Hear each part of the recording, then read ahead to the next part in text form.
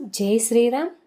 భగవద్గీత మొదటి అధ్యాయము అర్జున విషాదయోగము 21వ శ్లోకము. హృషీకేశం తదా వాక్యమిదమహామహీపతే సేనయోరుభయోర్మధ్యే రథం స్థాపయమేచ్యుత. యుద్ధానికి సిద్ధమైన అర్జునుడు తన గాంధీవ ధనస్సును ధరించి కృష్ణ పరమాత్మని ఇలా ప్రార్థించాడు. స్వామి, దయచేసి రథాన్ని ఈ రెండు సైన్యాల మధ్య నిలపండి అని. స్వామిని అర్జునుడు హృషీకేశ, అచ్యుత అనే రెండు నామాలతోటి సంబోధించాడు. ఇక్కడ కృష్ణ పరమాత్మ ఇంద్రియాలకు ప్రభు, సాక్షాత్తు పరబ్రహ్మము పరమాత్మ. అంతటి పరమాత్మే దిగి వచ్చి అర్జునుడికి రథసారథ్యం చేయడానికి ఒప్పుకొని అర్జునుడికి కురుక్షేత్ర సంగ్రామంలో యుద్ధభూమిలో తోడుగా ఉన్నాడు. అచ్యుత అని స్వామిని సంబోధిస్తున్నాడు అర్జునుడు.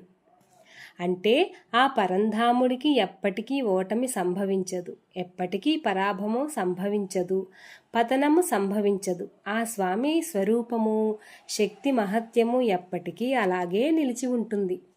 అలాగే ఆ పరమాత్ముడు అస్ఖలితుడు, బ్రహ్మచారి, ఇంద్రియపరమైన బలహీనతలు లేనివాడు, ఇంద్రియాలన్నిటికీ ప్రభువు.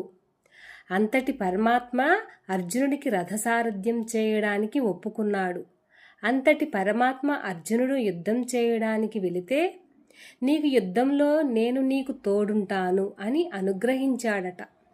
పరమాత్మని అర్జునుడు ప్రార్థిస్తున్నాడు. స్వామి, రథాన్ని రెండు సైన్యాల మధ్య నిలపండి. నిలిస్తే అప్పుడు ఆ సైన్యాన్ని ఈ సైన్యాన్ని కూడా నేను చక్కగా గమనించవచ్చు అని. మరి ఇంతటి హృషీకేశుడు, అచ్యుతుడు అర్జునుడి పక్షాన ఉన్నప్పుడు అవతలి వారు ఎలా గెలుస్తారు? అర్జునుడే గెలుస్తాడు. లోకంలో మనం గట్టిగా గ్రహించవలసిన నీతి ఏమిటంటే, అవతలి వాడికి ఎంత ఆస్తి ఉన్నా, ఎంత పలుకుబడి ఉన్నా, ఎంతమంది ఉన్నా ఒక పరమ భాగవతుని జోలికి, లేదంటే ఒక మహాభక్తుడి జోలికి, ధర్మాత్ముల జోలికి ఎట్టి పరిస్థితుల్లోనూ వెళ్ళకూడదు. వెళ్ళాడంటే వాడు నష్టపోతాడు. ఎందుకంటే పరమ ధర్మాత్ముల వైపు లేదా భగవద్భక్తుల వైపు దైవమే నిలబడి ఉంటాడు. దుర్యోధనుడు మొదటి నుండి కూడా ఈ 5 పాండవుల్ని ఎంతో అలుసుగా చూశాడు.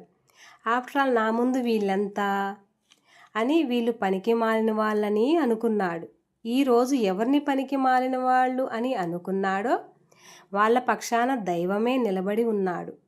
కాబట్టి దయచేసి పరమ ధర్మాత్ముల జోలికి, భాగవతుల జోలికి, ధర్మాత్ముల జోలికి వెళ్ళకూడదు అని ఈ శ్లోకం నుండి నీతిని గ్రహించి ఆ విధంగా జాగ్రత్తగా మనం నడుచుకోవాలి.